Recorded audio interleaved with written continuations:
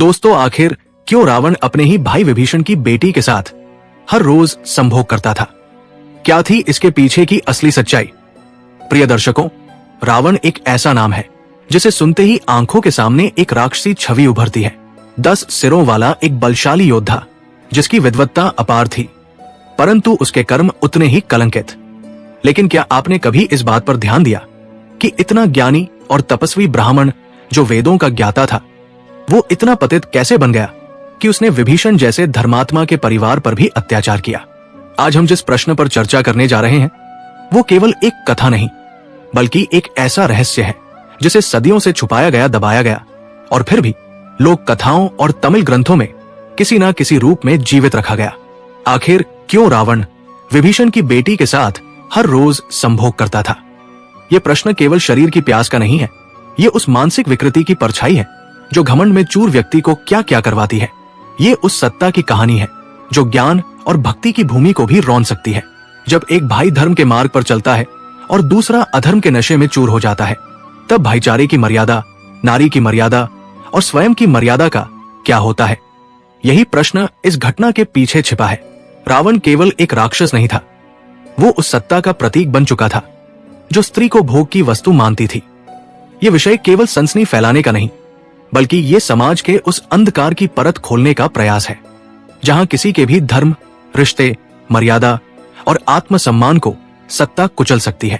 तो आइए इस रहस्य के पीछे छुपे तथ्यों को जानने का प्रयास करें, शास्त्रों, लोक कथाओं और पुराणों के प्रकाश में, क्योंकि जब तक सत्य को उजागर नहीं किया जाएगा तब तक अधर्म की परछाई धर्म पर हावी होती रहेगी। प्रिय मित्रों, साथ ही साथ हम सबसे पहले एक कथा के माध्यम से रावण की उन 3 सिखों को भी जानेंगे जो उसने अपने अंतिम समय में समस्त संसार को दी थी। तो चलिए कथा आरंभ करते हैं। लेकिन आगे बढ़ने से मैं आपको बता दूं कि रामायण में स्पष्ट कहा गया है कि कथा हो या सिख, अगर बीच में छोड़ दिया जाता है तो वो पाप की श्रेणी में आता है। तो आपसे निवेदन है कि वीडियो को अंत तक पूरा देखें, और अगर आप एक सनातनी हैं तो वीडियो को लाइक करके चैनल को सब्सक्राइब जरूर कर लें। तो चलिए कथा शुरू करते हैं। ये कथा उस समय की है जब सनातन धर्म के मूल्यों और मर्यादाओं का पालन गहराई से किया जाता था। एक नगर था, सूर्य नगरी, जो पर्वतों की गोद में बसा एक दिव्य नगरी के समान था। वहां की राजकुमारी थी अनन्या। अनन्या न केवल रूप में अनुपम थी, अपितु उनकी विनम्रता, मर्यादा और भक्ति भी उन्हें श्रेष्ठ बनाती थी। राजा विक्रम एक धर्मनिष्ठ और न्यायप्रिय राजा थे। जब उन्होंने राजकुमारी अनन्या को अपने जीवन की संगिनी बनाया तो उन्हें लगा जैसे भगवान ने उन्हें अपार सौभाग्य दे दिया हो। अनन्या, जिन्होंने विक्रम को अपने जीवन के लिए चुना, उनके लिए भी ये मिलन प्रेम और श्रद्धा से भरा था। जब किसी को अपना प्रियतम मिल जाए तो हृदय में जो आनंद होता है वही अनुभव राजा कर रहे थे। समय बीतता गया। रानी अनन्या अब सूर्य नगरी में रहने लगी और पति पत्नी में अत्यंत स्नेह भाव था। 5 वर्ष ऐसे बीते मानो कुछ ही दिन हो। इस दौरान उन्हें 2 पुत्र रत्न भी प्राप्त हुए। किंतु जब कोई स्त्री अपने माता पिता से वर्षों दूर रहती है तो उसके मन में उनका स्नेह पुनः जाग उठता है। रानी ने भी राजा से अनुमति लेकर अपने मायके चंद्रपुर प्रस्थान किया। वहां वे 10 माह रही और फिर पुनः अपने पति के पास लौट आई।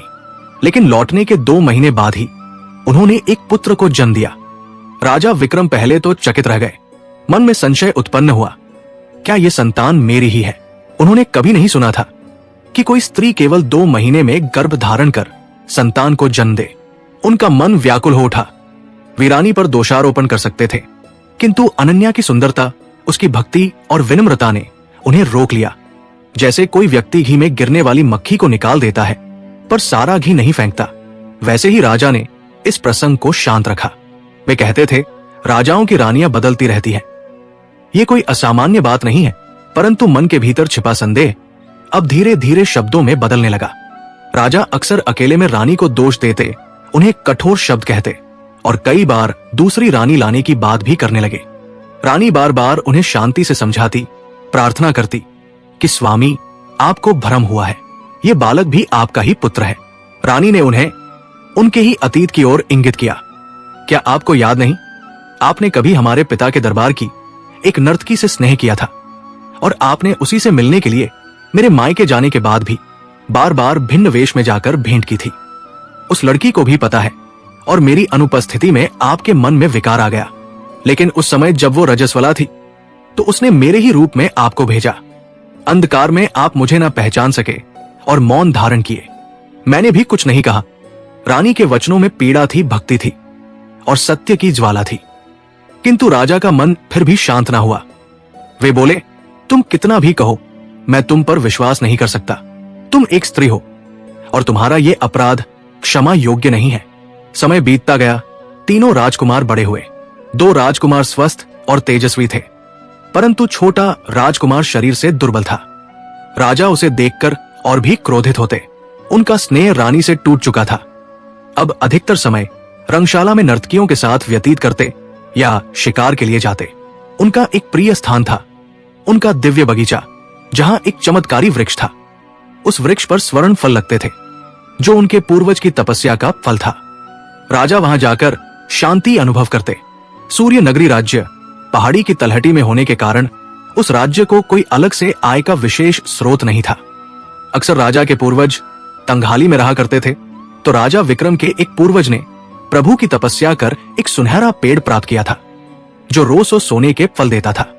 उसी फल के बदौलत राजा के सभी खर्चे चलते थे और राजा विक्रम प्रजा की भी भरपूर सेवा कर देते थे। राजा के बगीचे वाला पेड़ राजा के लिए खजाना था। वो पूरे राज्य के लिए भगवान का दिया खजाना था। तो राजा विक्रम ने उस खास सुनहरे पेड़ की सुरक्षा के लिए विशेष तरह की पहरेदारी लगा रखी थी। सैनिक रात दिन प्रभु सेवा भाव से पहरा देते थे। राजा ने अलग से विशेष तरह के सैनिकों की टोली बना रखी थी। वे सैनिक हमेशा पेड़ की निगरानी करते थे। राजा के उस बगीचे में राजा रानी और उसमें तैनात सैनिकों के अलावा कोई भी अनजान आदमी नहीं जा सकता था। राजा के उस पेड़ की जानकारी भी सार्वजनिक नहीं थी। इस तरह से राजा का कार्य प्रभु कृपा से खुशी खुशी चल रहा था कि अचानक एक दिन एक घटना घट गई। एक पहरेदार भागता हुआ राजा के पास आया और बोला, महाराज, आज गजब हो गया है। उस दिव्य पेड़ के फल को किसी ने चुरा लिया है। मैं रोज सुबह उस पेड़ से सोने का फल तोड़ने जाता हूँ तो उस पर 100 फल लगे होते हैं, परंतु आज उसमें से एक कम है। लगता है कि उस पेड़ के विषय में किसी और को जानकारी हो गई है। किसी और को उस पेड़ के विषय में खबर लग जाना राज्य के लिए शुभ नहीं है। राजा विक्रम ये बात सुनकर काफी आश्चर्यचकित हुए। राजा बोले, कौन है वो चोर जो फल चुरा रहा है? कौन अपनी मौत को ललकार रहा है? उसे अपनी जिंदगी से जरा भी मोह नहीं है, इसलिए ऐसा साहस उसने किया। उसका पता लगाओ। वैसे चोर को हम कभी माफ नहीं करेंगे। जो राजा के बाग से सोने का फल चोरी करता है, उसे हम तुरंत फांसी पर चढ़ा देंगे। राजा के तीनों राजकुमार दरबार में ही बैठे थे। बड़े राजकुमार ने यह खबर सुनकर पिता से कहा, पिताजी, यदि आज्ञा हो तो मैं आज रात को पहरे पर जाऊं और उस गुस्ताख चोर को पकड़ने का प्रयास करूं, और जैसे ही वो चोर मिले मैं उसे मार डालूंगा। राजा बोले, अवश्य पुत्र, तुम पहरेदारी पर जरूर जाओ, परंतु चोर को मारना नहीं है। चोर को जिंदा पकड़कर मेरे सामने हाजिर करो। मैं भी तो देखूं कि वो चोर कौन है। हमें पूरी उम्मीद है कि तुम उस चोर को पकड़ पाने में सफल हो जाओगे। बड़ा राजकुमार राजा की आज्ञा पाकर बगीचे में उस पेड़ की सुरक्षा में चला गया और बड़ा राजकुमार रात भर पहरा देता रहा। वो रात भर बिना पलक झपकाए खड़े होकर पूरी मुस्तैदी के साथ डटा रहा, परंतु रात भर में कोई भी चोर वहां नहीं आया। राजकुमार ने राहत की सांस ली कि चलो अच्छा हुआ कि चोर नहीं आया, वरना उसे बहुत प्रताड़ित करने के बाद पिता के पास ले जाता। राजकुमार ने फल तोड़ने वाले से कहा, आज कोई चोर नहीं आया, तुम सोने का फल तोड़ लो और मेरे साथ राज दरबार चलो। फल तोड़ने वाला पहरेदार जब फल तोड़ने गया तो एक फल कम था। राजकुमार की आंखें फटी की फटी रह गई। वो बिना पलक झपकाए पहरा दे रहा था और कोई चोर भी नहीं आया था। उस पेड़ के पास राजकुमार के सिवा दूसरा कोई पहरेदार भी नहीं था। फिर ये कैसे हुआ? राजकुमार उदास होकर पहरेदार के साथ राजा के पास गया और बताया, महाराज, मैंने बड़ी मुस्तैदी के साथ रात भर पहरा दिया है। बगीचे में कोई चोर तो दूर की बात, एक चूहा भी नहीं आया। फिर भी एक फल कम हो गया है, तो लगता है कि पेड़ ने ही एक फल देना कम कर दिया है। राजा बोले, नहीं राजकुमार, वो कोई साधारण पेड़ नहीं है, वो फल देना कम नहीं कर सकता। अवश्य ही कोई खतरनाक चोर है जो तुम सबकी आंखों में धूल झोंक कर फल चुरा रहा है। शायद अब उस पेड़ की रखवाली के लिए मुझे खुद ही जाना पड़ेगा। तभी दूसरा राजकुमार बोल पड़ा, पिताजी, आप ये क्या कह रहे हैं? एक मामूली चोर को पकड़ने के लिए आप स्वयं जाएंगे? एक मच्छर को मारने के लिए शेर को बल प्रयोग करना पड़े, ये तो शेर की तौहीन होगी। पिताजी, यदि आपकी आज्ञा हो तो क्या मैं आज की रात पहरेदारी पर जाऊं और उस चोर को बंदी बनाकर ले आऊं? राजा बोले, हाँ बेटे, तुम्हें अवश्य आज की रात पहरेदारी पर जाना चाहिए। मैं तो भूल ही गया था कि तुम एक बहुत बहादुर राजकुमार हो। राजा का मंझला बेटा भी पहरेदारी के लिए रात में निकल पड़ा। मंझला राजकुमार उस सुनहरे पेड़ की रखवाली बड़ी मुस्तैदी से रात भर खड़े रहकर करता रहा। उसने देखा कि कोई भी चोर बाग की तरफ नहीं आया है। उसे विश्वास हो गया कि आज किसी ने फल की चोरी नहीं की है। वो खुश था कि कोई चोर आज बाग में नहीं आया। उसने फल तोड़ने वाले को आज्ञा दी कि फल तोड़ लो। मेरा विश्वास है कि आज एक भी फल चोरी नहीं हुआ है। राजकुमार की आज्ञा पर फल तोड़ने वाले ने सारे फल तोड़ लिए। गिनती की गई तो निंदनीय परिणाम निकले, यानी एक फल फिर भी कम था। मंजिला राजकुमार भी उदास हो गया और पहरेदार के साथ राजा के पास आया और बताया, पिताजी, हमने पहरेदारी तो बहुत सख्ती से की, परंतु सुबह में एक फल कम पाया गया। अब हमें भी यही लग रहा है कि पेड़ ने ही फल देने की संख्या घटाकर 99 कर दी है। कोई चोर उचक्का फल को नहीं चुरा रहा। राजा दूसरे राजकुमार की बात सुनकर कुछ सोचने लगे कि बड़ा राजकुमार भी यही कह रहा था और अब मंझला भी यही कह रहा है। शायद दोनों ही ठीक कह रहे हैं। तभी सबसे छोटा राजकुमार वहां आ गया और बोला, पिताजी, पेड़ की पहरेदारी का एक अवसर मुझे भी दीजिए। आप जरा सोचिए, जब वो पेड़ तप के बल से पाया गया है तो वो कभी अपनी मर्यादा नहीं भूल सकता। वो पूरे 100 फल देता है। कोई चोर अवश्य ही उसे चुरा रहा है। आप मुझे आज्ञा दीजिए तो मैं भी अपनी किस्मत आजमाना चाहूंगा। शायद उस चोर को पकड़ लूं। राजा छोटे राजकुमार की बात सुनकर भीतर ही भीतर जल उठे और बोले, जब हमारे 2 बहादुर पुत्र उस चोर को पकड़ने में नाकामयाब रहे तो तू, जो पहले से ही मरियल है, वहां जाकर क्या कर लेगा? हम तुम्हें वहां भेजकर खुद हंसी का पात्र नहीं बनना चाहते। तुम जाओ यहां से और महारानी यानी अपनी मां की गोद में खेलो। छोटा राजकुमार उदास होकर अपनी मां के पास चला गया और राजा की कही बात बताई तो रानी स्वयं राजा के पास गई। वैसे तो रानी कभी राजा के मामलों में दखल नहीं देती थी, परंतु राजा द्वारा अपने ही पुत्र के प्रति कही गई व्यंग्य भरी बात ने रानी के हृदय को विचलित कर दिया। वो खुद को रोक नहीं सकी और सीधे दरबार में जाकर बोली, आप छोटे राजकुमार को पहरेदारी पर क्यों नहीं भेजते? आपको तीनों राजकुमारों की प्रतिभा को परखना चाहिए। दरबारियों ने भी रानी की बात का समर्थन किया और बोले, महाराज, रानी जी ठीक कह रही है। आप एक धर्मप्रिय राजा है। आपको अपने राजकुमारों से समान व्यवहार करना चाहिए। अब राजा दरबारियों से क्या कहते कि मैं छोटे राजकुमार को अपना पुत्र मानता ही नहीं। राजा ने अंततः उसे पहरेदारी पर जाने की आज्ञा दे दी। छोटा राजकुमार राजा की आज्ञा पाकर उस पेड़ के पास गया और रात में पूरी तैयारी के साथ पहरा देने लगा। उसने अपने भाइयों से पहले ही सुन रखा था कि कोई चोर नहीं आ रहा है, तो उसने जमीन की ओर ज्यादा ध्यान नहीं दिया। वो लगातार पेड़ की ओर ही ध्यान लगाए रहा। उसे पूरा विश्वास था कि आकाश मार्ग से ही कोई फल की चोरी कर रहा है। वो सोचने लगा, भूत प्रेत, डाकिनी डायन या कोई विचित्र पक्षी भी हो सकता है। और फिर आधी रात के समय उसकी शंका सत्य में बदल गई।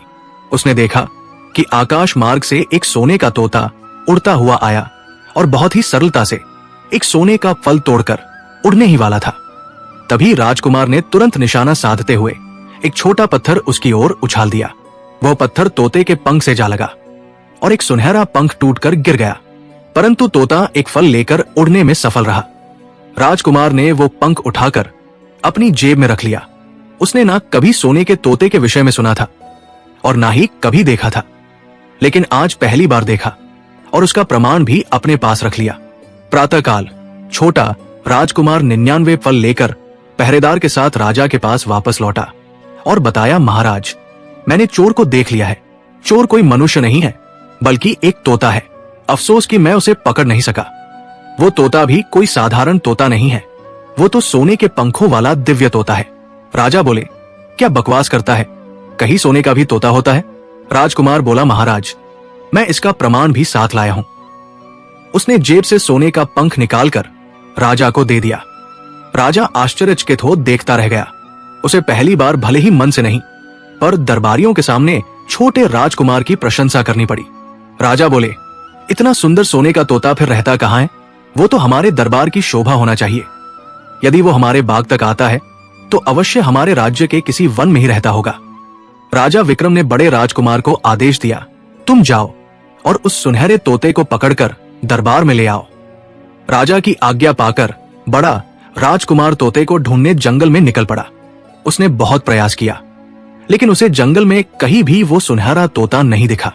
जंगल में भटकते भटकते और पेड़ों के ऊपर सोने का तोता तलाशते उसे शाम हो गए। तभी सहसा उसे एक मृग दिखाई दिया। उसने सोचा, तोता तो मुझे कहीं मिला नहीं, इस मृग का ही शिकार कर लेता हूं और महल वापस लौटता हूं। अगर खाली हाथ गया तो मेरी अपमान हो जाएगा। पिताजी ऐसा सुंदर मृग देखकर बहुत प्रसन्न होंगे। उसने मृग पर बाण चलाने का विचार किया। तभी मृग मनुष्य की तरह बोल पड़ा, राजकुमार, तुम मुझे मारने का विचार छोड़ो और अपने कार्य पर ध्यान दो। तुम्हें जो काम सौंपा गया है उसे पूरा करो। मैं तुम्हें सुनहरे तोते के विषय में जानकारी दे सकता हूं। राजकुमार बोला, तो जल्दी बताओ, मैं तुम्हें नहीं मारूंगा। मृग बोला, यहां से 3 कोस दूर जाने पर तुम्हें एक गुफा मिलेगी। उसमें जंगल के वासी नृत्य का आनंद ले रहे होंगे। वे तुम्हारे नगर की प्रसिद्ध सैकड़ों वेश्याओं को अपने मनोरंजन के लिए लाए होंगे। वहां नृत्य के साथ साथ कबाब और सबाब की भी भरपूर व्यवस्था होगी। वो मदिरापान भी लगातार चलता रहेगा। राजकुमार बोला, बस अब आगे मुझे कुछ बताने की जरूरत नहीं है। मृग बोला, अरे मेरी पूरी बात तो सुन लो। राजकुमार बोला, मुझे कुछ नहीं सुनना, मैं तुम्हें अभी मार देता हूं और तुम्हें ले जाकर वनवासियों को दे देता हूं। फिर वे हम पर खुश होंगे और हमारी और भी आवभगत करेंगे। इतना कहकर राजकुमार ने मृग पर तीर चला दिया, परंतु वो मृग वहां से अदृश्य हो गया था। राजकुमार ने बहुत ढूंढा, लेकिन वो मृग कहीं नहीं मिला। जो मूर्ख लोग अपने आप को अत्यंत चतुर मान लेते हैं, वे कभी किसी की पूरी बात नहीं सुनते। राजकुमार खाली हाथ ही गुफा की ओर चल पड़ा। वहां पहुंचकर राजकुमार ने देखा कि मृग ने जैसा कहा था वैसा ही दृश्य वहां उपस्थित था। वहां मदिरा, कबाब और सबाब की भरपूर व्यवस्था थी। कोई किसी को कुछ कहने वाला नहीं था, तो राजकुमार भी उसी में सम्मिलित हो गया। और जब उसने मदिरा पी तो वो अपने पिता राजा के आदेश को भूल गया। वो भूल गया कि वो सुनहरे तोते की खोज के लिए भेजा गया था। अब उसे तो वही रहना आनंदमय लगने लगा। उसे सब कुछ बिना मांगे मिल रहा था। सुंदर स्त्रियां अपने हाथों से भोजन करा रही थी और मधुरता से मदिरा भी पिला रही थी। उधर जब 2 दिन बीत गए और बड़े राजकुमार का कोई समाचार न आया तो राजा चिंतित हो गया। राजा ने मंझले राजकुमार से कहा, तुम्हारा बड़ा भाई अब तक नहीं लौटा, जबकि उसे गए हुए 2 दिन हो चुके हैं। अब तुम्हें 2 कार्यों के लिए जंगल जाना चाहिए। पहला सुनहरे तोते की खोज और दूसरा अपने बड़े भाई की खोज। आवश्यकता पड़े तो तुम अपने साथ कुछ सैनिक, मंत्री या सेनापति को भी ले जा सकते हो। चाहे तो 200 या 400 सैनिक भी साथ ले सकते हो। मंझले राजकुमार ने कहा, पिताजी, आप कैसी बात कर रहे हैं? क्या मेरी वीरता पर आपको कोई संदेह है? राजा बोले, नहीं नहीं, मुझे तुम पर पूर्ण विश्वास है। तुम अकेले ही किसी भी बड़ी से बड़ी समस्या का समाधान कर सकते हो। मंझला राजकुमार अपने बड़े भाई और सुनहरे तोते की खोज में निकल पड़ा। उसे भी मार्ग में वही मृग मिला। मृग को देखते ही मंझले राजकुमार ने धनुष उठाया और उसे मारने का प्रयास किया। तभी मृग मनुष्य की भाषा में बोल पड़ा, राजकुमार, मुझे मारकर तुम्हें कुछ प्राप्त नहीं होगा, लेकिन यदि तुम मुझे जीवित रहने दोगे तो मैं तुम्हारे बहुत काम आ सकता हूं। मंझला राजकुमार बोला, बताओ तुम मेरी किस प्रकार सहायता कर सकते हैं? तब मृग बोला, सबसे पहले तो मैं तुम्हें सुनहरे तोते की जानकारी देता हूं। यहां से 3 कोस पूरब में एक गुफा है। उसमें वनवासी नृत्य का आनंद ले रहे होंगे। वे तुम्हारे नगर की सैकड़ों सुंदर वेश्याओं को अपने मनोरंजन के लिए वहां लाए होंगे। वहां नृत्य के साथ साथ कबाब और सबाब की व्यवस्था भी भरपूर होगी और वहां निरंतर मदिरापान चलता रहेगा। मंझला राजकुमार बोला, बस मैं सब समझ गया, अब आगे कुछ बताने की आवश्यकता नहीं है। मृग बोला, राजकुमार, तुम अपने बड़े भाई की तरह भूल मत करो। मेरी बात पूरी सुनो। तुम एक राजकुमार हो, भविष्य में राजा बनोगे। जब प्रजा में विवाद होगा तो तुम्हें न्याय करना पड़ेगा। यदि तुम अधूरी बात सुनोगे तो कैसे न्याय करोगे? मनुष्य को कोई भी कार्य करने से पहले किसी की पूरी श्रद्धा से बात सुन लेनी चाहिए। मंझला राजकुमार बोला, मेरे लिए तेरे उपदेश सुनने का कोई मोल नहीं है, और जो कुछ भी कहना है वो आप किसी और से कहना। मैं तो तुम्हें अब जीवित भी नहीं छोड़ूंगा। उसने मृग पर तीर चलाया, लेकिन तीर छोड़ने से पहले ही मृग अदृश्य हो गया। मंझला राजकुमार ने मृग को आसपास बहुत खोजा, लेकिन वो कहीं नहीं मिला। उसने सोचा कि यहां समय गंवाने से अच्छा है कि गुफा की सच्चाई परख ली जाए। वो तुरंत गुफा के पास पहुंचा और देखा कि वहां तो आनंद ही आनंद है। नर्तकी नृत्य कर रही थी, सुंदरियां अपने हाथों से भोजन करा रही थी और मदिरा पिला रही थी। वहां कोई रोक टोक करने वाला नहीं था। तो मंझला राजकुमार भी उस गुफा के विलास में रम गया। 2 दिन बीत गए। जब दोनों राजकुमार वापस नहीं लौटे तो राजा अत्यंत चिंतित हुआ कि हमारे 2 प्रिय राजकुमार कहां चले गए। अब राजा स्वयं चलकर जाने का विचार करने लगे। रानी, जो पहले से ही अपने 2 पुत्रों के गुम होने से व्यथित थी, वो राजा से बोली, आप हर बार बिना विचार किए अपने पुत्रों को भेज देते हैं। ये काम तो सैनिकों के करने योग्य था। राजा को चिंतित देखकर छोटा राजकुमार आगे बढ़ा और बोला, पिताजी, यदि आज्ञा हो तो मैं अपने दोनों भाइयों की खोज में और उस सुनहरे तोते की खोज में जंगल जाता हूं। राजा छोटे राजकुमार को देखकर भीतर से जल गया और बोला, भरे दरबार में मुझे पिताजी मत कहा करो, और दूसरी बात, अपनी औकात के अनुसार ही निर्णय लिया करो। जो चीज तुम्हारे बस की नहीं है उस पर विचार भी मत किया करो। जाकर अपनी मां की गोद में खेलो। छोटा राजकुमार कोई बच्चा नहीं था, बस थोड़ा दुर्बल था। उसे इस तरह की अपमानजनक बातें बिल्कुल अच्छी नहीं लगी। वो अपनी मां के पास गया और राजा द्वारा कहे गए शब्द सुनाए। रानी, जो अपने छोटे पुत्र से अत्यंत स्नेह करती थी, जैसा हर मां अपने सबसे छोटे बच्चे से करती है, क्रोधित हो उठी। रानी जानती थी कि राजा ने कभी अपने छोटे पुत्र को स्नेह नहीं दिया। उसे पुत्र मानना तो दूर, देखा तक नहीं। रानी ने गुस्से से भरी आंखों से राजा की ओर देखा और सीधे दरबार में जाकर बोली, आपने छोटे राजकुमार को सुनहरे तोते की खोज पर क्यों नहीं भेजा? आप एक धर्मात्मा और न्यायप्रिय राजा है। मैं नहीं चाहती कि आपके ऊपर किसी प्रकार का दोष या पक्षपात का कलंक लगे। रानी के कठोर और सच्चे शब्द सुनकर राजा गंभीर हो गया और दूसरे स्वर में बोला, छोटे राजकुमार, तुम भी जाओ। सुनहरे तोते का पता तुम ही लगाओ। आखिर उस दिव्य तोते की खोज तो सबसे पहले तुमने ही की थी। छोटा राजकुमार सुनहरे तोते की खोज में प्रभु का नाम लेते हुए जंगल की ओर चल पड़ा। जंगल में जाने पर उसे वही मृग फिर से दिखाई दिया। छोटे राजकुमार ने सुंदर मृग को देखकर जैसे ही धनुष उठाया, मृग शांत स्वर में बोल पड़ा, छोटे राजकुमार, तुम अपने दोनों मूर्ख भाइयों की तरह भूल मत करना। मैं एक साधारण मृग नहीं हूं, एक दिव्य मृग हूं, और मैं तुम्हारी मदद कर सकता हूं उस सुनहरे तोते की खोज में। छोटा राजकुमार बहुत ज्ञानी और विनम्र था। वो हाथ जोड़कर बोला, क्षमा करें मृगराज, मुझसे बहुत बड़ी गलती हो गई। मेरी माता ने चलते समय कहा था, किसी भी जीव को कष्ट मत देना, सब पर दया रखना। मैं उनकी बात भूल गया और एक भूल कर बैठा। आपने मुझे समय रहते रोक लिया, इसके लिए मैं आपका आभार मानता हूं। मृग बोला, राजकुमार, तुम एक सज्जन और धर्मशील राजकुमार हो और भविष्य में इस राज्य के राजा बनोगे, इसलिए मैं तुम्हारी सहायता करना चाहता हूं, इसलिए मेरी बात ध्यान से सुनो। मृग ने कहा, यहां से 3 कोस दक्षिण दिशा में जाने पर तुम्हें एक गुफा मिलेगी। उसमें जंगल के लोग नृत्य का आनंद ले रहे होंगे। वे तुम्हारे नगर से सैकड़ों सुंदर वेश्याओं को मनोरंजन के लिए लाए होंगे। वहां नृत्य, कबाब सबाब की व्यवस्था होगी और मदिरा का सेवन भी होता रहेगा। परंतु तुम्हें वहां रुकना नहीं है, ना ही उस ओर देखना है। तुम बस आगे बढ़ते जाना। 1 कोस और आगे जाने पर तुम्हें दूसरी गुफा मिलेगी, उसी में प्रवेश करना। गुफा लंबी होगी पर तुम घबराना नहीं। अंत तक जाकर गुफा के पास पहुंचना। उसके बाद तुम्हें एक बिल्कुल अलग दुनिया मिलेगी।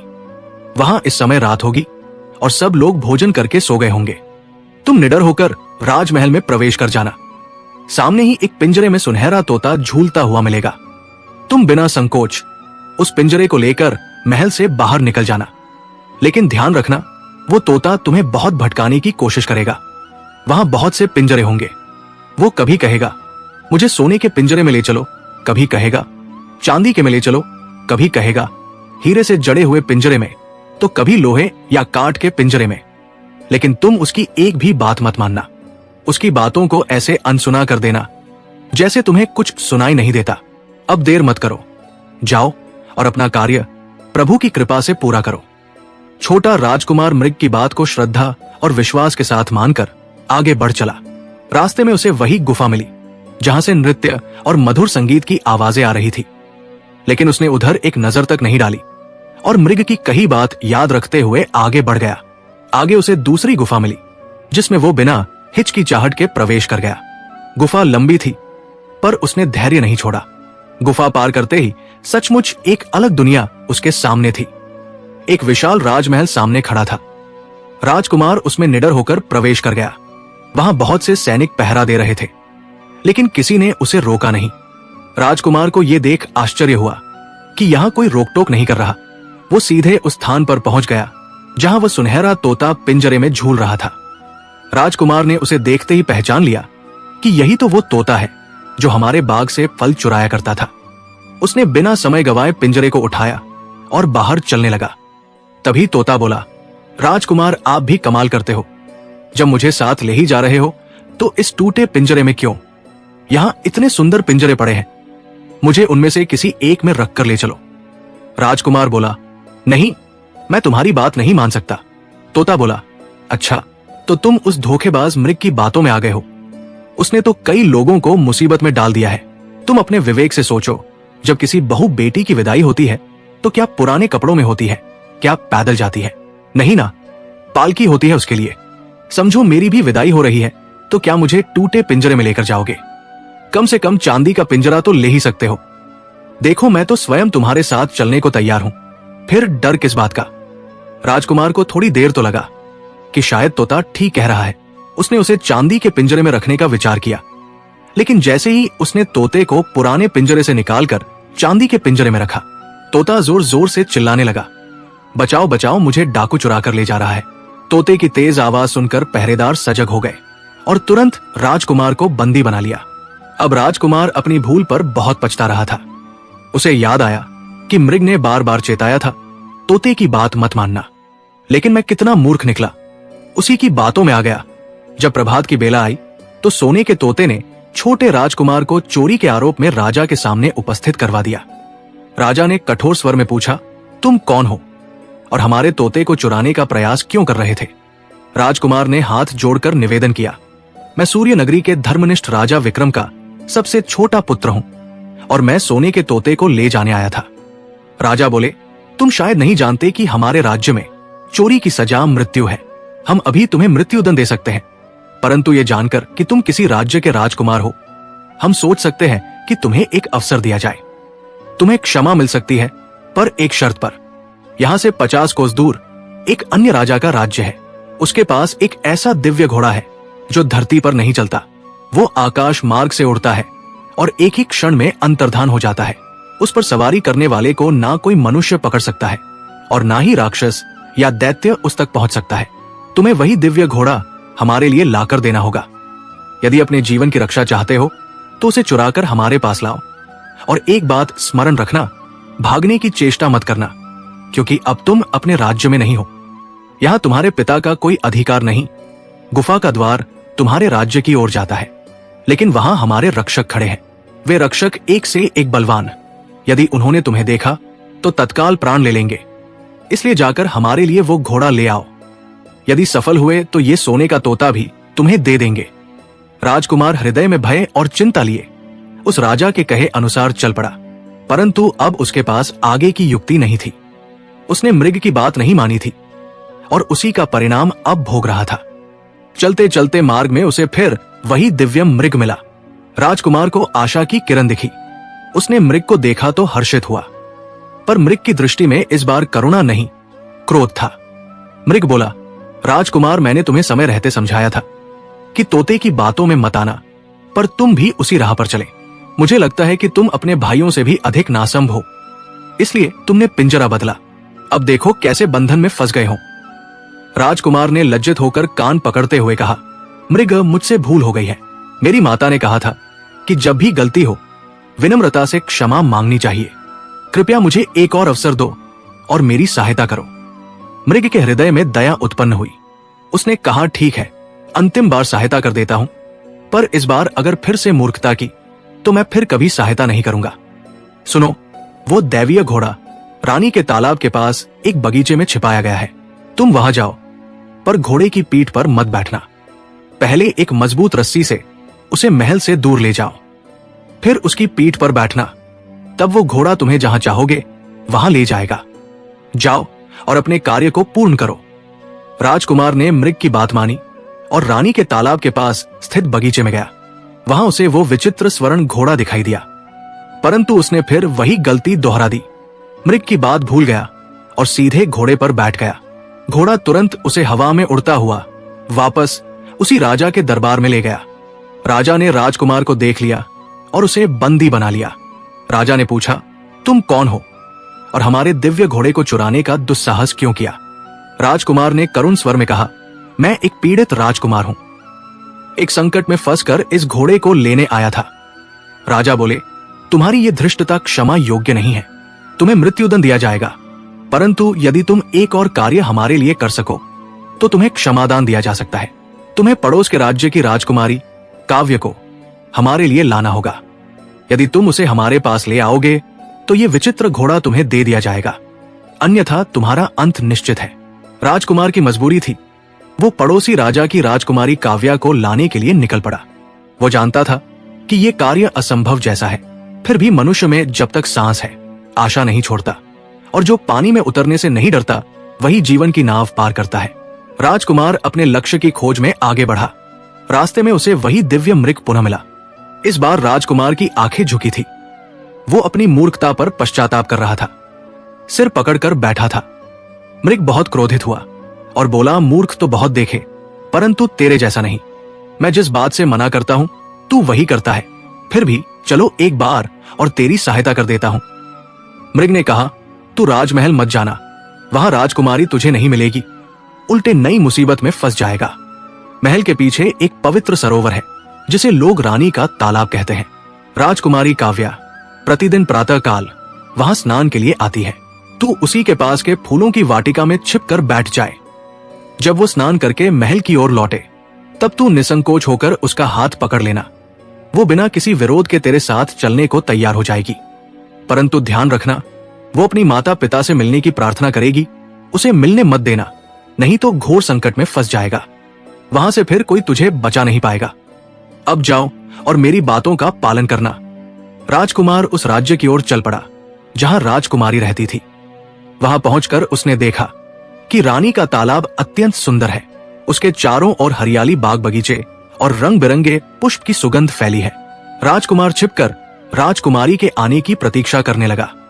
प्रातः बेला में राजकुमारी स्नान के लिए आई और जैसे ही वो स्नान करके वापस महल की ओर बढ़ी, राजकुमार ने साहस कर उसका हाथ पकड़ लिया। लेकिन आश्चर्य की बात यह हुई कि राजकुमारी ने कोई विरोध नहीं किया, ना ही किसी को पुकारा। वो मुस्कुराते हुए बोली, अब मैं आपकी हुई, जहां चाहो ले चलो, परंतु मेरी एक विनती है, कृपया मुझे एक बार मेरे माता पिता से मिलने दो, उनका आशीर्वाद ले लूं, फिर आपके साथ चलूंगी। राजकुमार बोला, चालाकी मत करो, मुझे संकट में डालना चाहती हो।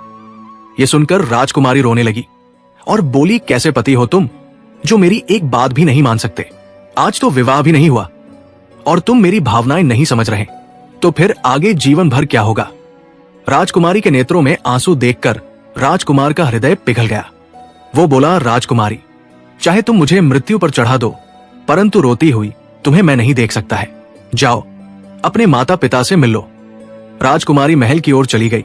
राजकुमार वही खड़ा रहा और उसकी प्रतीक्षा करता रहा, परंतु लौटकर राजकुमारी नहीं आई, बल्कि राजा के सैनिक पहुंचे और उसे बंदी बनाकर राज दरबार ले गए। राजा ने क्रोधित होकर पूछा, तुम कौन हो और मेरी पुत्री का अपहरण करने की हिम्मत कैसे की? राजकुमार ने हाथ जोड़कर कहा, मैं एक छोटा राजकुमार हूं और लगातार एक मुसीबत से दूसरी मुसीबत में घुसता चला जा रहा हूं। राजा बोला, अब तू चिंता मत कर, अब मैं तुम्हारी मुसीबत हमेशा के लिए खत्म ही कर देता हूं। सैनिकों, इसे फांसी पर चढ़ा दो। तभी राजकुमारी बोल पड़ी, पिताजी, ये वही है जिसे मैं अपना पति मान चुकी हूं। अगर आपने इन्हें फांसी दी तो मैं भी अपने प्राण त्याग दूंगी। राजकुमारी की बात सुनकर राजा गंभीर हो गया। कुछ देर विचार कर बोला, मैं अभी इसे फांसी नहीं दूंगा, बल्कि इसका विवाह राजकुमारी से कर दूंगा, परंतु इसके लिए एक काम करना होगा। मेरे महल के पीछे एक लोहे का पहाड़ है जिसकी वजह से हमारे महल में शुद्ध वायु नहीं आ पाती। यदि यह राजकुमार 3 दिन के भीतर उस पहाड़ को हटा दे तो मैं अपनी पुत्री को इसके साथ विदा कर दूंगा। राजकुमार बोला, मैं पूरा प्रयास करूंगा। 2 दिन तक वो लोहे के पहाड़ को हटाने का प्रयत्न करता रहा, लेकिन कोई प्रभाव नहीं पड़ा।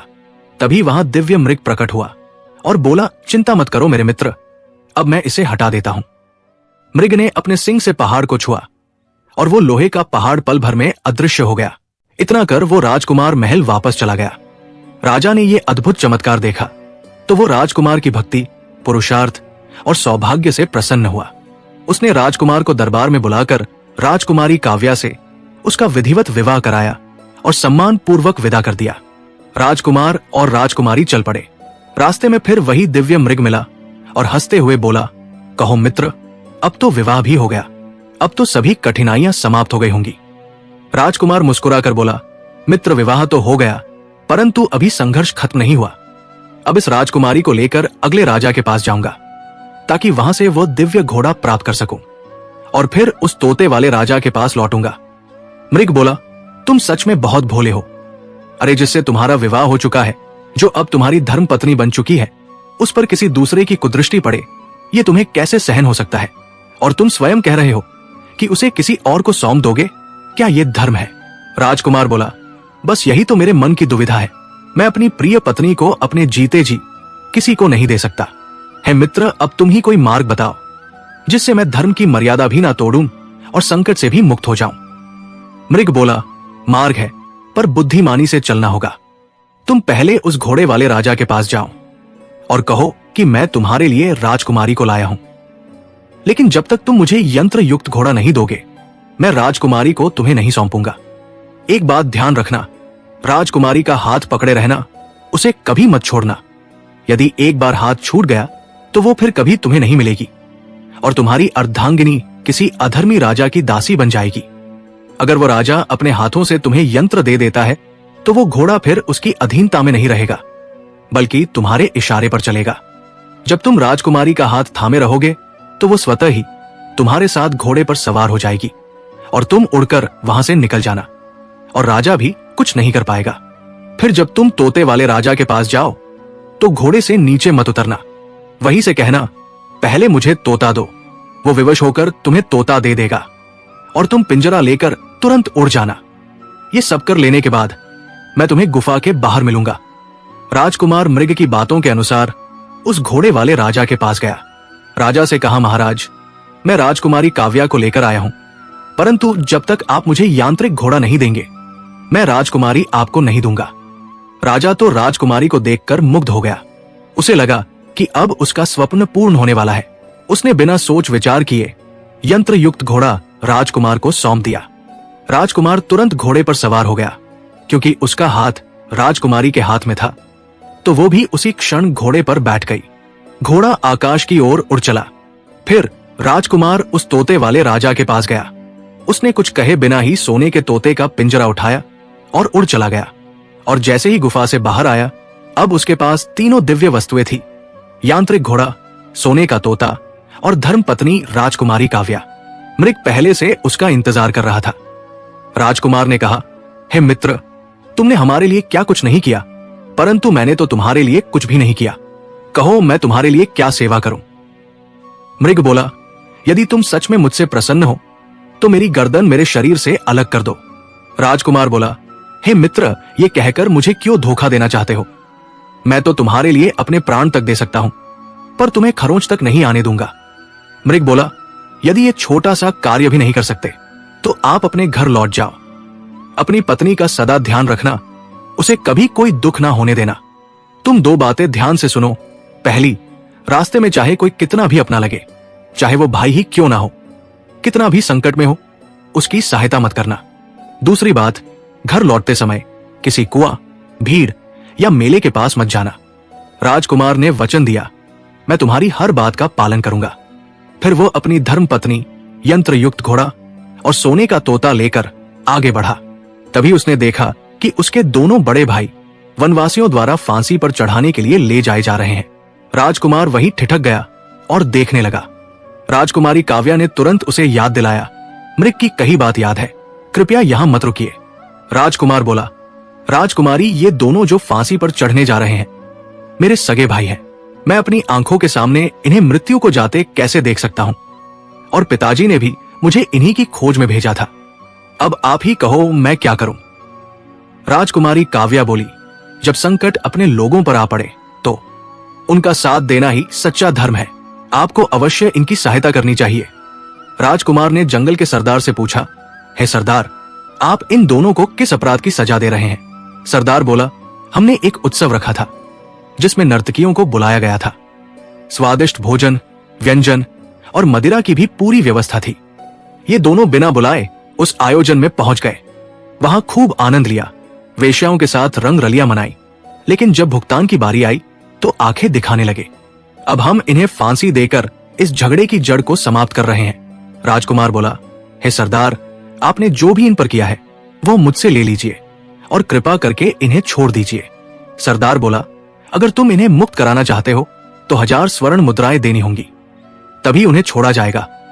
राजकुमार बोला, इस समय मेरे पास 1000 स्वर्ण मुद्राएं नहीं है, लेकिन मेरी पत्नी के गले में जो हीरे का हार है वो उससे भी अधिक मूल्यवान है, कृपया उसे ही स्वीकार कर ले। सरदार ने करुण स्वर में कहा, राजकुमार, हम आपकी पत्नी का हार नहीं ले सकते, वो हमारी भी बेटी समान है। हम अपनी बेटी बहन के सौभाग्य का चिन्ह नहीं लेते। आप कितने धर्मशील और भले हैं ये हमें ज्ञात हो गया। हम आपके वचन पर ही इन दोनों को मुक्त कर देते हैं। यदि आप बाद में राशि का भुगतान कर दिए तो हमारा मूल्य हमें मिल जाएगा, और अगर आप नहीं भी कर पाए तो हम समझेंगे कि हमने अपनी बेटी को उपहार दे दिया। राजकुमार ने दोनों भाइयों को छुड़ाया और राजमहल के मार्ग पर बढ़ चला। कुछ दूरी पर उन्हें जंगल में एक कुआं दिखाई दिया। दोनों भाइयों ने छोटे राजकुमार से कहा, भैया, हमें बड़ी प्यास लगी है, यदि आप इस कुएं से पानी निकाल कर पिला दें तो बहुत कृपा होगी। छोटा राजकुमार अपने भाइयों के भीतर छिपी दुष्टता को नहीं पहचान पाया। उधर राजकुमारी काव्या ने अपने पति से बार बार कहा, स्वामी, मृग ने आपको कुएं के पास जाने से रोका था, कृपया वहां मत जाइए। परंतु छोटा राजकुमार पत्नी के संकेत को समझ नहीं सका। वो कुएं के पास गया और पानी निकालने के लिए झुका ही था कि दोनों भाइयों ने उसे कुएं में धकेल दिया। राजकुमारी घबराकर बोली, तुम दोनों ने मेरे पति को कुएं क्यों गिरा दिया? जिसने तुम्हें फांसी के फंदे से उतारा उसी के साथ विश्वासघात कर दिया। लेकिन दोनों भाई राजकुमारी की बात को अनसुना कर बहयाई से बोले, अब तुम हमारी पत्नी हो। राजकुमारी ने विरोध किया और अपने को छुड़ाने का भरपूर प्रयास किया। तब बड़ा भाई बोला, नखरे छोड़ो, अब तुम हमारी हो। मंझला भाई बोला, अरे तुम तो बड़ी बड़ी बातें कर रहे हो, जबकि उम्र के अनुसार ये मेरी पत्नी होनी चाहिए। राजकुमारी काव्या के लिए दोनों आपस में लड़ने लगे। तभी रास्ते में एक आदमी आता हुआ दिखाई दिया। वो प्यासा था, पानी पीने के लिए आ जा रहा था। उसने देखा कि स्त्री के लिए दोनों राजकुमार अपनी अपनी तलवारें निकाल लिए हैं और अब लड़ने मरने को तैयार है। वो जब दोनों को एक स्त्री के लिए लड़ते झगड़ते देखा तो बोला, अरे काहे लड़ते हो? अरे तुम राजा के राजकुमार हो, ये स्त्री किसकी पत्नी है? इसका फैसला राजा से जाकर करा लो। राजा तुम्हारे पिता है, कोई गलत फैसला थोड़ी देंगे। दोनों बोले, ठीक है, हम पिताजी से ही फैसला करा लेते हैं। दोनों भाई तोता, जादुई घोड़ा और राजकुमारी को लेकर राजमहल पहुंचे तथा राजा से बोले, पिताजी, हमने आपके लिए तोता, यांत्रिक घोड़ा तथा अपने लिए पत्नी लेकर आए हैं। राजा अपने दोनों पुत्रों को देखकर बहुत प्रसन्न हुआ, परंतु राजा बोला, किंतु राजकुमारी तो एक ही लाए हो और कह रहे हो कि पत्नी हमारी है। तुम दोनों में से किसकी पत्नी है ये? दोनों राजकुमार बोले, पिताजी, आपसे यही निर्णय कराने के लिए हम यहाँ पर आए हैं कि आप ही तय करें कि ये किसकी पत्नी है। राजा बोला, ये तो राजकुमारी ही तय करेगी कि तुम दोनों में किसे पसंद करती है। राजा ने राजकुमारी से पूछा, बेटी, तुम दोनों में किसे पसंद करती हो? राजकुमारी बोली, मैं पहले से ही शादीशुदा हूं, तो फिर इन दोनों को कैसे पसंद कर सकती हूं? एक विवाहिता स्त्री अपने पति के अलावा और किसी को नहीं पसंद करती है। इन दोनों ने मेरे पति के साथ बहुत अन्याय किया है। मेरे पति को कुएं में गिरा दिया है और जबरदस्ती मुझे यहाँ घसीट लाए हैं। इनमें इंसानियत जरा भी नहीं है। ये दोनों आदमी के रूप में पशु है। उधर वो आदमी जो दोनों का झगड़ा छुड़ाया था, पानी पीने को कुएं पर गया तो देखा कि एक राजकुमार कुएं में जीवन बचाने के लिए अंतिम प्रयास कर रहा है। वो पानी में तैरते तैरते थक चुका था, अब डूबने ही वाला था कि ऊपर से उस आदमी ने तुरंत रस्सी डालकर राजकुमार को बाहर निकाल दिया। राजकुमार उस आदमी को धन्यवाद देकर राजमहल के लिए चल पड़ा। उधर रानी को दोनों राजकुमारों पर कुछ शंका हुई तो वो राजकुमारी को अपने साथ अपने कक्ष में ले गई तथा उससे सच्चाई जाननी चाहिए। राजकुमारी ने सारा वाकया रानी को बता दिया और बताया, मैं आपके छोटे बेटे की विवाहिता हूं, परंतु ये दोनों कामचेष्ट मेरे पति को कुएं में धकेल मुझ पर पत्नी होने का दावा कर रहे हैं। रानी ने सोच लिया कि राजा भी मेरे छोटे पुत्र के साथ अन्याय ही करेगा, क्योंकि वह तो उसे अपना बेटा मानता ही नहीं, जबकि राजा धर्मात्मा नहीं, एक खुद व्यभिचारी राजा है। आज भरी दरबार में उसकी सच्चाई उजागर करनी ही होगी। कुछ दिनों से रानी के पिता की राज नर्तकी राजा के रंगशाला में नृत्य को आई थी, तो रानी को सच्चाई उजागर करने का अच्छा मौका मिला।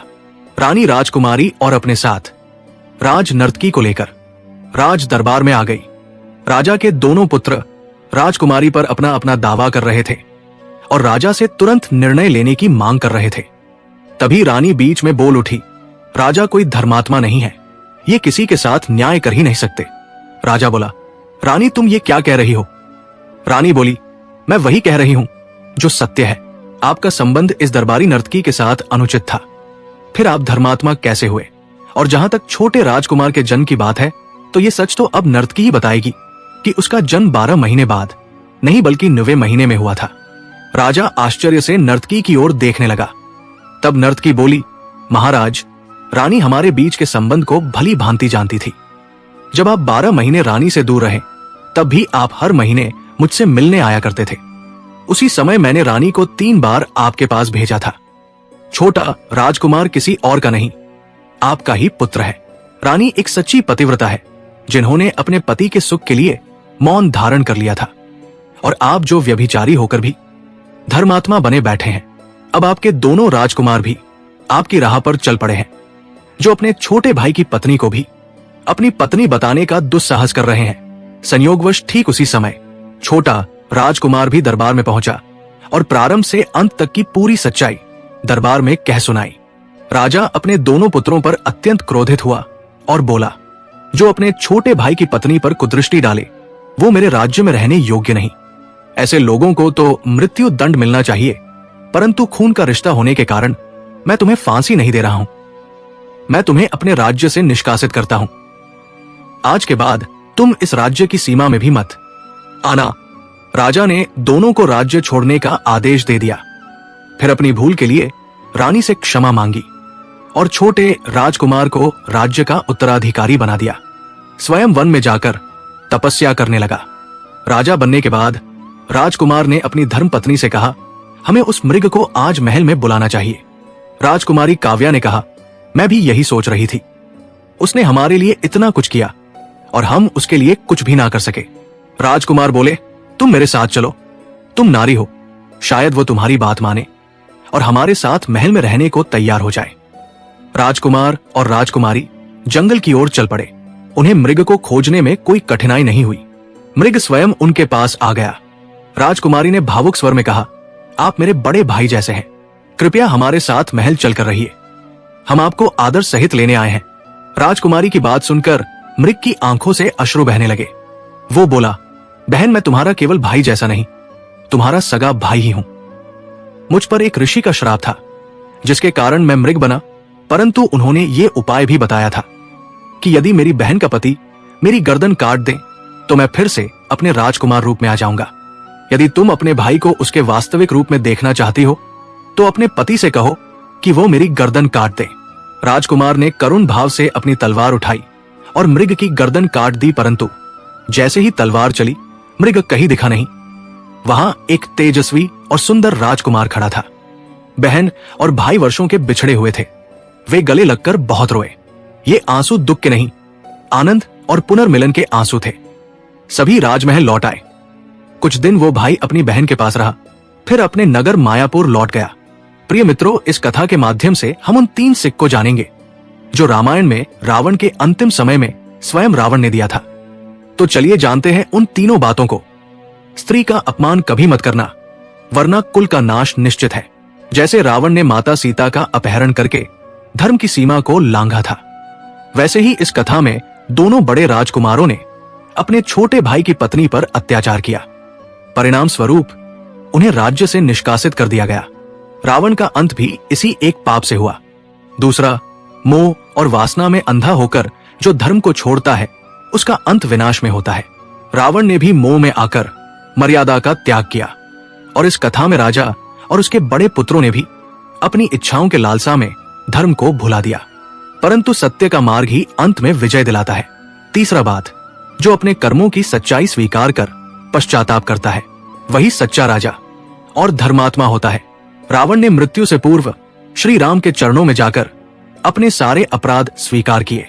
इसी प्रकार इस कथा में राजा ने अंत में अपनी भूल स्वीकार की, रानी से क्षमा मांगी और तपस्या के लिए वन को चला गया। यही धर्म है, यही सच्चा प्रायश्चित है। प्रिय मित्रों, अभी कथा यही खत्म नहीं होती। अभी हम ये भी जानेंगे कि आखिर क्यों रावण विभीषण की बेटी के साथ हर रोज संभोग करता था। आखिर क्या है इसके पीछे की असली सच्चाई। प्रिय मित्रों, रावण एक ऐसा नाम है जिसे कोई केवल राक्षस कहकर नहीं समझ सकता।